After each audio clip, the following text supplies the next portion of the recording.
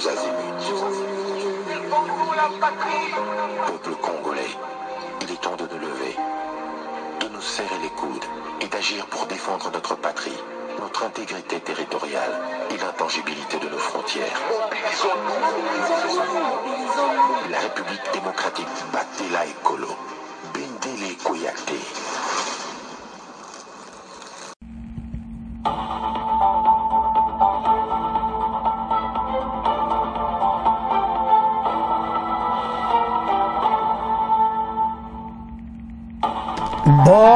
Bonsoir, bonsoir, bonjour.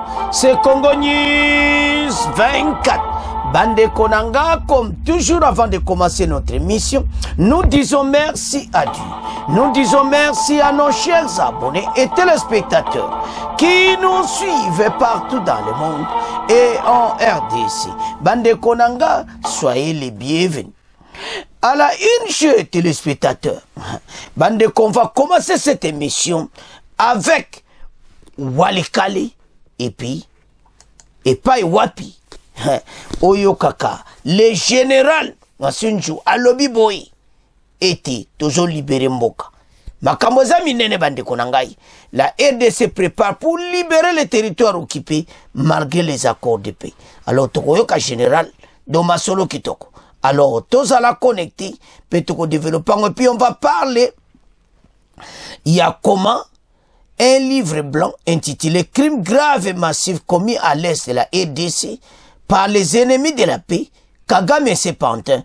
Alors, écoutez, bango cher. Les génocides, alors, au cours d'une cérémonie, le 20 mai, écoutez, sango, na ministre de l'Intérieur.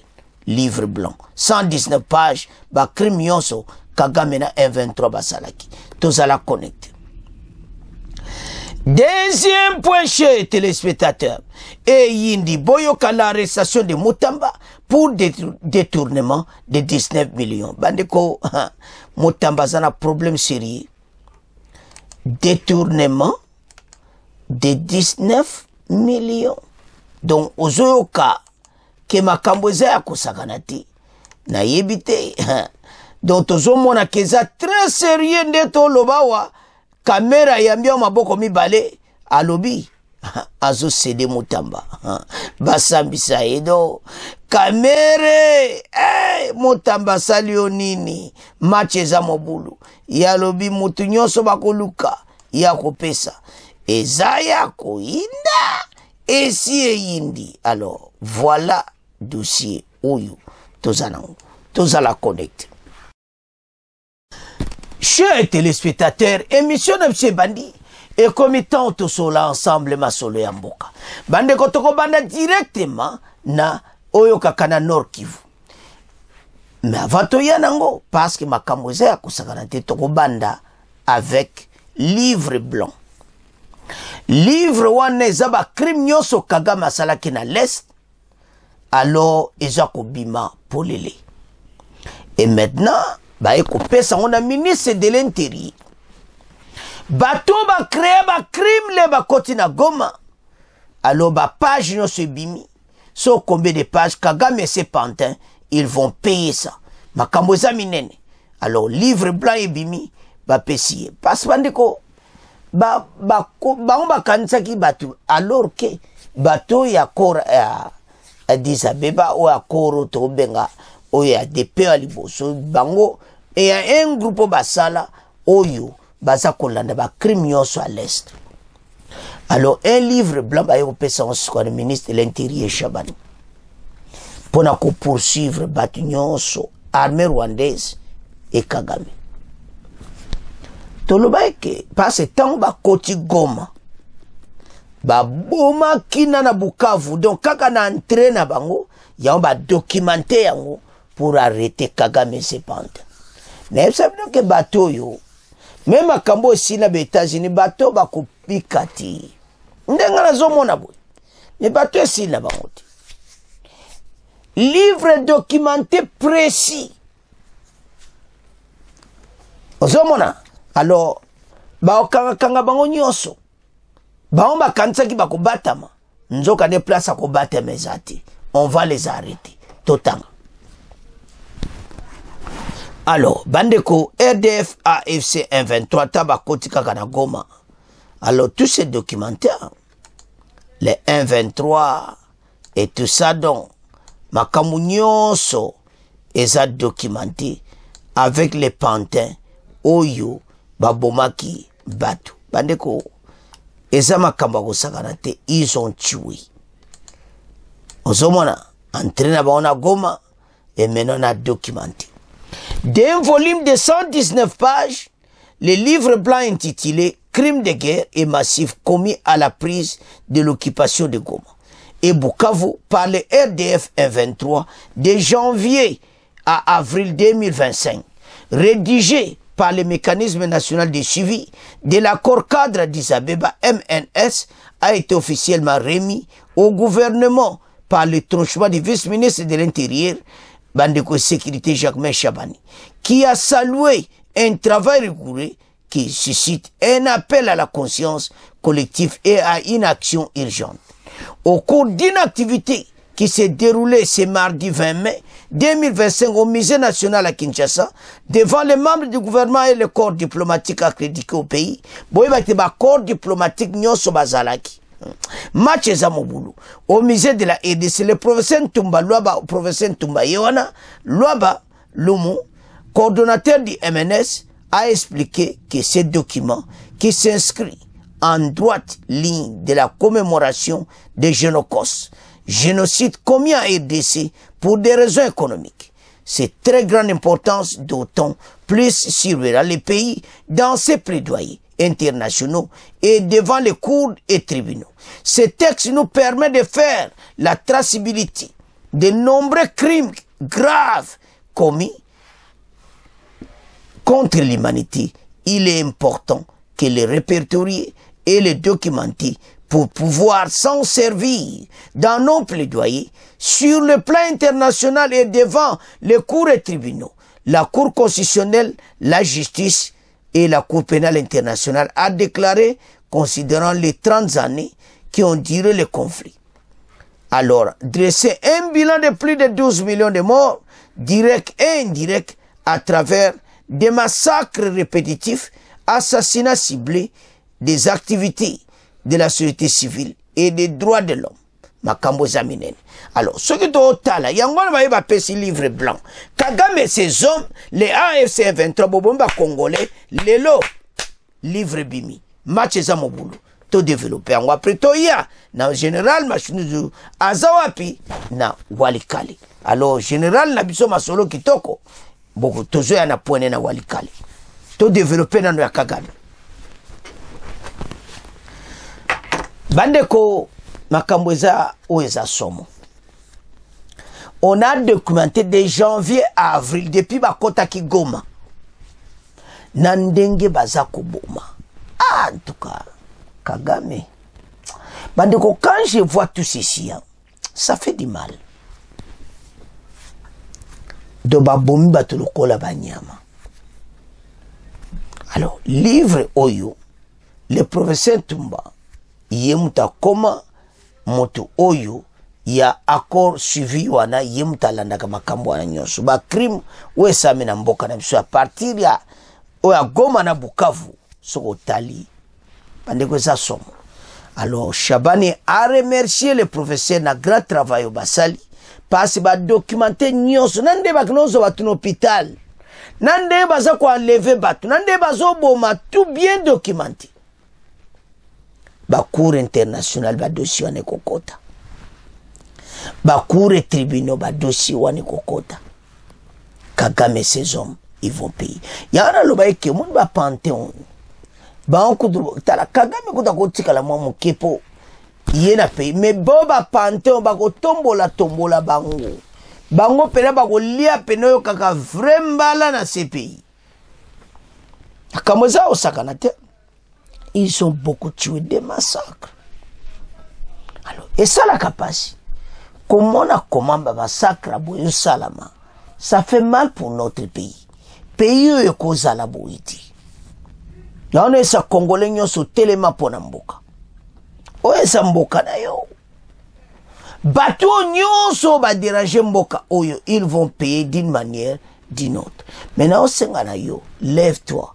Pays oyo, totelema pona mboka oyo. Parce que notre pays, ezaki ben, donc, de janvier kaka, na avril, tale bele wabomi. Son otalasko dossier à Kabila. Ozo supporter batabo. Tala bato babomi. Azana problème sérieux.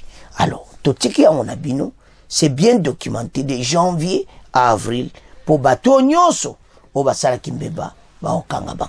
Alors, tout comme qu'il y a un deuxième point. Bandeko, le général Matsundu Bandeko, donc a expliqué Pena très bien. Et toujours libéré Mboka. Bapa ya mutu bako libéré biso ba territoire wanati. Malgré les accords. Au moins, que le gouvernement peut raisonner. Comment le gouvernement peut raisonner ndenge mususu? Malgré les accords, biso ba tutuko libéré mboka wana. Toujours se préparer en conséquence. Moto nyonso. Botika ba aventure, botika kokos. D'autres à la concentrer. Parce que l'ennemi, il faut quitter le territoire wana nyonso baza occupé. On ne peut plus accepter ça. Il faut tout bengana bango. Voilà le dossier. Il y a un peu ça va congolais. Et t'es là. Mboka na biso, opposition toza. Benemi na biso. Farde sa zo comme de plus en plus fort.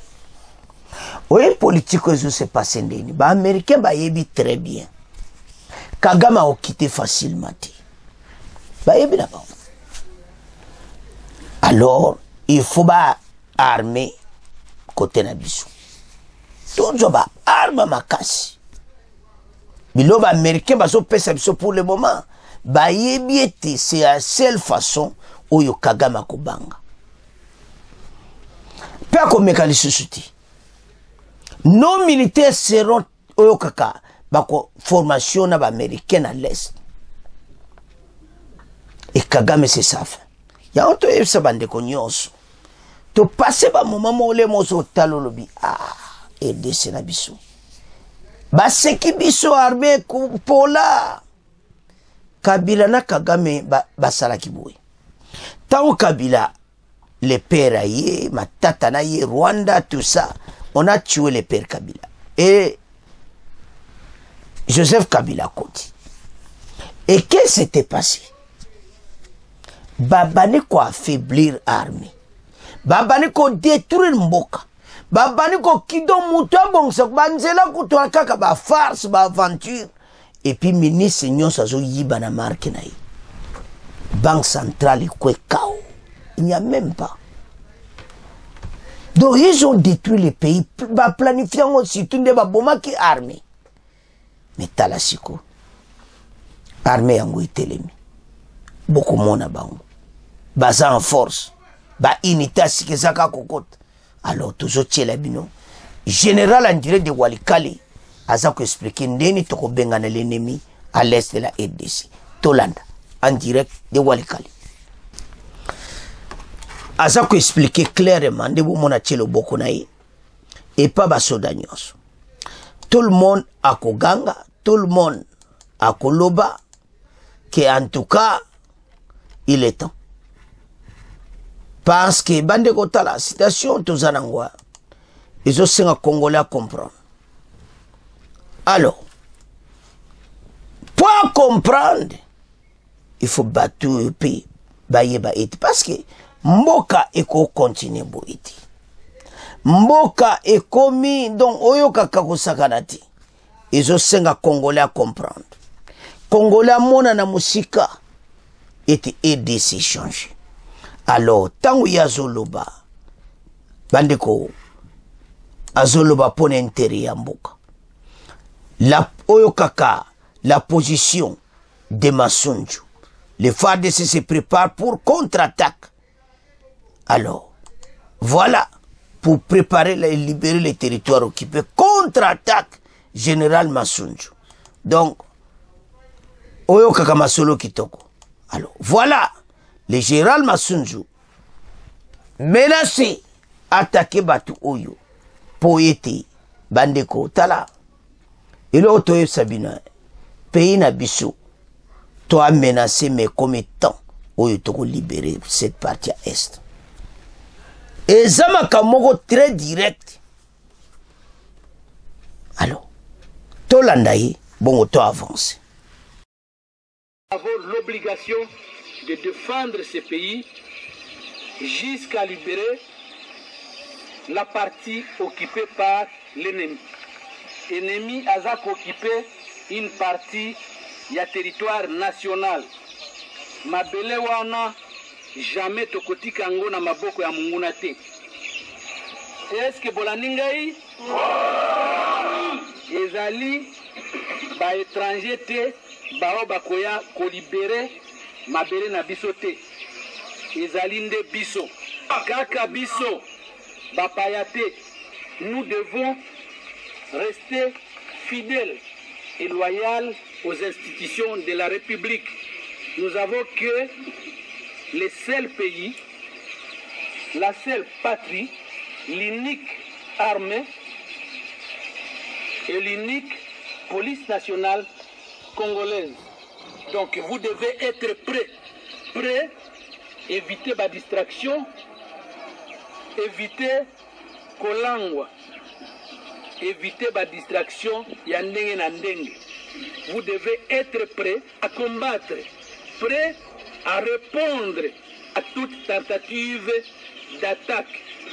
Peyambala Oyo, ce n'est pas de répondre et que vous restez dans les défensives. Ils vous attaquent, vous répondez, Pe Bolandier.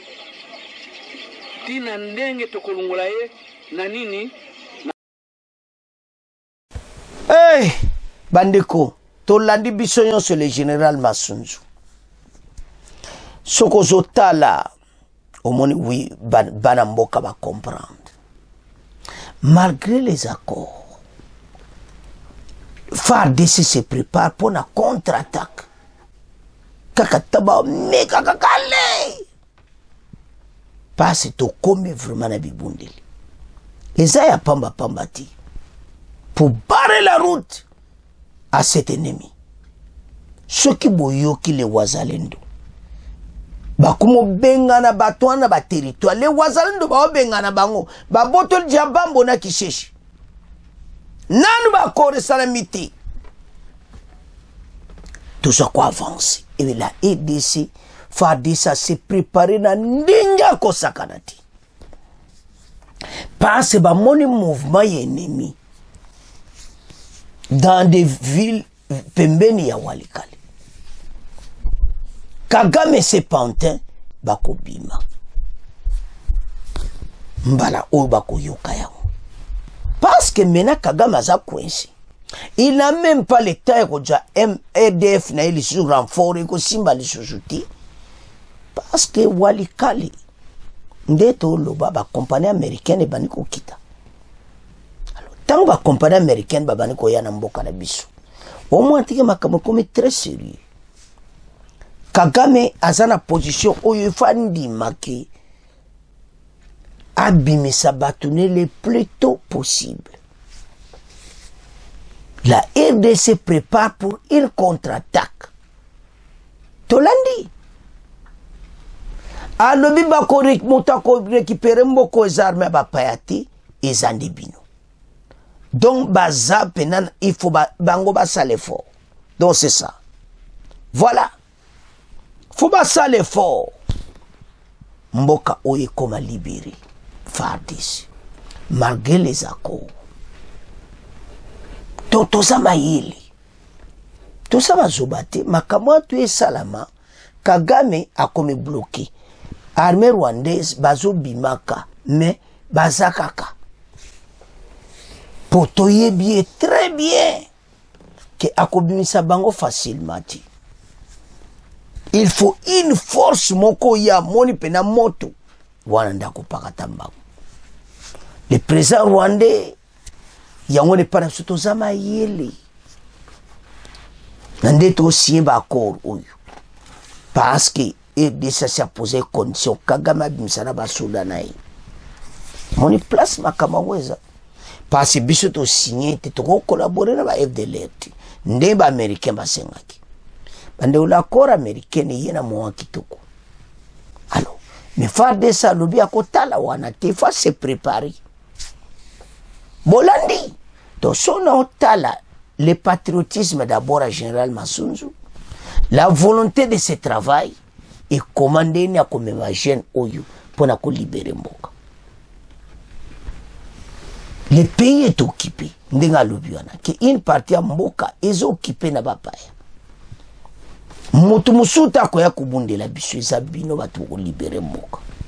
Bango to bayambi les jeunes au YouTube bazo formé basoda na biso moralo bana ngolelo yeba ke ba ozwa grand salaire onan bazwati oka multiplié par 2 oza ikozo.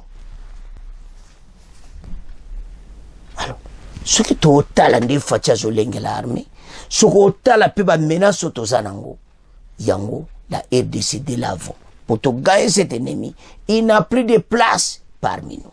Voilà ndenge makambango ekozala. Alors bandeko tozoke subwana to tiki yango armée na bino comment on s'est préparé toke na 3e point. Bandeko 3e point oyo eza somo Constant Mutamba bazo kangai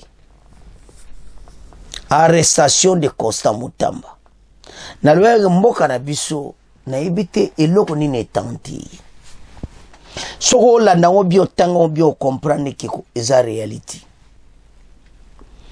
39 millions pour batonga prison wana ya sika 19 millions ezomwana tike wapi Mutamba balobi ayibi mbongo procureur asengi ete bas kanga Mutamba. Alors parlement passe avant de nommer ministre Azaki député. Ah, oui, bande ko nazo kokolo bati. Pona ngai nde na mona ka jeune oyo. Na koko ndimate ba aventure oyo. Na kondi mateke ye muta sali ba aventure ko benda la. Ah nzambe. RDC mutamala mutukozwa wapi nzambe uzomona mboko te Mutamba so yo yepsi muta tika bajeko na yepsi Mutamba oh esa vérité okeba mutu oyo oyike Mutamba ba okange oh tika baje yo pe makama lokuta donc mutu nyonso tango yo loba na ondima te mais effectivement Mutamba Azao abao kangae. Alors, en lisant cela, ça me fait mal la tête, mais c'est qui va libérer Mboko Lissu? Nana ko aider Mboka o na makama corruption. Bande o sa ko lokati. Bande Lissu. Mutamba. Oh. Ah, tika. Mende no lobawa. Ba musuko aloba oui, eza Mutamba ta. Oh.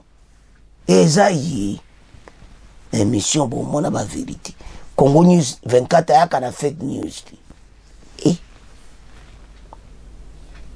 akamine boy Constant Mutamba sera arrêté et puis Kamere azo wele la mangu dossier à procureur parce qu'avant comme ministre Azaki député alors immunité ne ba longolo na minute encore azana banguna angaye oyebi ba voleur nyonso nzambe président assemblée nationale kutu caméra zo rapidité ngodong Kamere alobi ye pe azo ya bauma boyo botanga mako caméra lobo ndire azana problème na Mutamba parce que Mutamba zai kolanda bango. Et ce qui se passe maintenant, nazo comprendre iti. Bandeko, na ko kamente to bando tanga ensemble. Mutamba, combien? 19 millions. Ah, tika bajeko. Mais ça solo. Total. Mais ma comment on mon Dieu film hein? Nzambe na ngai. Le procureur près de la cour de cassation et yindi bandeko nanga boyoka l'arrestation de Mutamba pour détournement de 19 millions de dollars. Le procureur près de la cour de cassation Fermé Mvonde demande à l'Assemblée nationale la levée des immunités du ministre de la Justice, Constant Mutamba, en vue de le poursuivre pour un présumé détournement de 19 millions de dollars dans le cadre d'un contrat de gré à gré pour la construction de la prison de Kisangani. Les réquisitoires du procureur élu devant les députés nationaux pour les rapporteurs de la Chambre basse du Parlement, Jacques Njoli, lors de la plénière de ce mercredi 21 mai, en effet, Fermé Mvonde a saisi l'Assemblée par un réquisitoire pour demander l'ouverture de l'information judiciaire contre Mutamba, soupçonné d'organiser un détournement de 19 millions de dollars sur les 39 millions de dollars destinés à la construction d'une prison à Kisangani. Selon Vital Kamerhe, boyoko Kamera lobby. Kamera yo za mabe. Buto changwa noir wana Kamera yo. Yo penoza un problème na Mutamba ngaye. Ba to tu ba benda alarme na ba okangaka Mutamba. Selon Vital Kamerhe, président de l'Assemblée nationale, boyoka, cette institution ne fera jamais obstacle à la justice pour qu'elle effectue son travail dans la lutte contre la corruption et le détournement des deniers publics. Ah! Kamere! Alors, jamais toko peksa, mais yoga mikolo udo peksa matata mponyo. Loba yoza na problème na Mutamba. Ah, Mutamba! Yozo ke makala parce que Kamera zana kolera mabi. Kamera emindenge ni justice ba beta ke ba film. Kamera osala match retour. Alobi jamais bako pekisa bakanga mutu. Ainsi, après la lecture du réquisitoire, l'Assemblée nationale a aussitôt mis en place une commission spéciale en vue d'auditionner le procureur Mvonde et le ministre Constant Mutamba avant d'être nommé au poste du ministre de la Justice. Ce dernier avait été élu député national. Donc avant comment on a zaki député Loba Sengi, balong la immunité Mutamba. Et nzambe nanga. Oh, bakabweza minene. Mutamba ozare. Fermé Mvonde, balar, dollar, la prison de Kisangani. Ah, Mutamba. Oui, si ba Congolais soni baza okumisa yo. To développer ma solo. Bande makama bwe sikoyo. Okolo ba jamais que eza solo. Procureur akoya ko koma lettre na Assemblée nationale te soazana ba preuve ti. To développer ma solo. Bonsoir et bienvenue à tous. Réquisitoire contre Constant Mutamba sur un soupçon de détournement, une réalité. La nouvelle est tombée ce soir. Le procureur général près la cour de cassation, Fermé Mvonde, saisit l'Assemblée nationale par un réquisitoire pour demander l'ouverture de l'information judiciaire contre le ministre de la Justice, Constant Mutamba. Le ministre est soupçonné d'organiser un détournement de 19 millions de dollars américains dans l'affaire de 39 millions destinés à la construction d'une prison à Kisangani. Après lecture du réquisitoire du procureur au cours de la plénière de ce mercredi, l'Assemblée nationale met en place une commission spéciale en vue d'auditionner le procureur et Constant Mutamba. Michel Kifindangoy. À en croire le président Vital Kamerhe, l'Assemblée nationale ne sera jamais un obstacle à la justice pour qu'elle fasse son travail dans la lutte contre la corruption et le détournement des deniers publics. Vital Kamerhe. Je vais être saisi par le procureur général au fin d'obtenir l'autorisation d'instruction contre Constant Mutamba, actuellement ministre d'État de la Justice et garde des Sceaux. De quoi le procureur général près la Cour de cassation reproche-t-il concrètement au ministre de la Justice, Jacques Njoli, rapporteur de l'Assemblée nationale? La société Zion a ouvert le compte un jour après un virement de l'ordre de 19 900 000 dollars américains qui a été effectué sur ordre du ministre d'État, ministre de la Justice. Ces faits paraissent constituer l'infraction de détournement de deniers publics. Conformément à la Constitution et au règlement intérieur, Si l'Assemblée nationale autorise l'audition du ministre de la Justice et que sa culpabilité était établie, le procureur général près la Cour de cassation devrait introduire un nouveau réquisitoire sollicitant la levée des immunités de Constant Moutamba.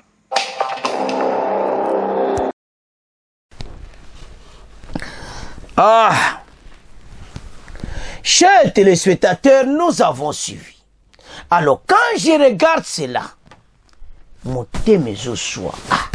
Moutamba, mon cher, c'est vraiment Moutamba. Mais c'est oui, c'est Moutamba.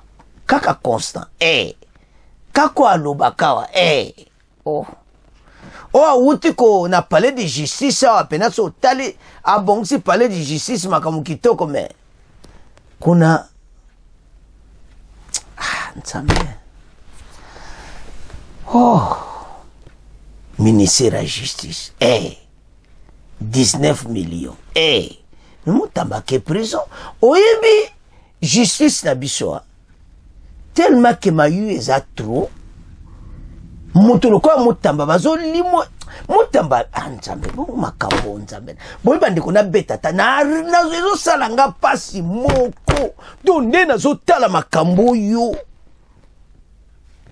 Ah, Moutamba, ça a envoûté, ça a envoûté, abendi là, oh,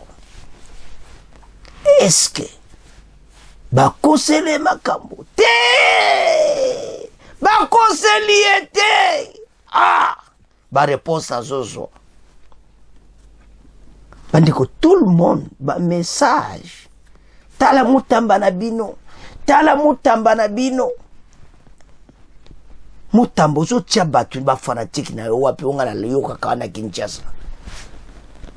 Même galère mona kumisaka yo. Nzambe na ngai.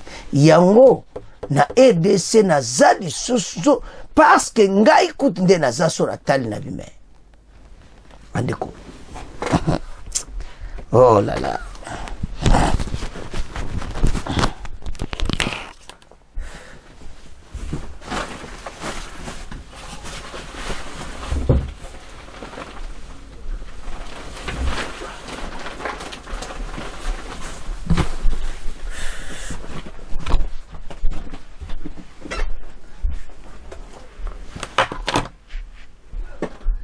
Soko zotala dossier yo ekosala yo pasi na ndenge ya kosakana te. Comment Moutamba ayiba 19 millions de dollars mais ye mutu akangsaka batu bobi peine nini ya kuzo à 20 ans de prison ferme. La prison de Kisangani destine à 39 millions. 19 millions au moins en a. Sambenanga. Bandeko oye makambo ya peyo na zoye bati. Fachi bozo smoka izo kende ndenge nini etina Moutamba. Nani angwa kumena to wano kangela psuwa miyibio me. La porte est ouverte parce que maintenant tous les aventuriers, tous les voleurs, osoma la caméra ndazo wela te. Caméra le biso to koko peksa jamais mbakanga mutu. Donc azolo bango devant la plénière kaga do ba caméra bazo sepela ndenge moko Nzambe na ngai. Moutamba sikoyo alingetaki mais je ne vois personne. Tozo zunga na ndenga moyibi ndenga liboma. Fachi look na ibite o bachesika. Bita si moi ne sais pas où a remplacé Alingeti. Na yebite so parce que bandeko toko zonga na moyibi moko o nano to vivati. Parce que ça ne va pas. Ah, Nzambe na ngai. Moutamba. Moutamba au décevoir ba Congolais. Et tout le monde doit obéir le maboko maintenant à kosili kamabi. Biso trop permettre pena beta 20 ans sur les assauts. Akosamba innocence na. Est-ce que ba monter coup to tchasko deuxième scénario to raisonner bino to abonné de émission est-ce que ba monter coup et ça plan moko tout le bateau tout ba benda kali konda ba monter total ndinga ko samba parce que j'ai une doute nga pena nazana doute que mutama mutayibi 19 millions mais l'histoire est vraie. Est-ce que ba monter coup quand les mêmes bateaux basala qui cop les mêmes bateaux ba ko funda est-ce que vraiment mutamba ndimi ko sala cop ndengo wana c'est regrettable et c'est très dangereux pour Namboka. Si des hommes batu lokola mutamba bakoma na ba situation aboye ke mbongo pendeki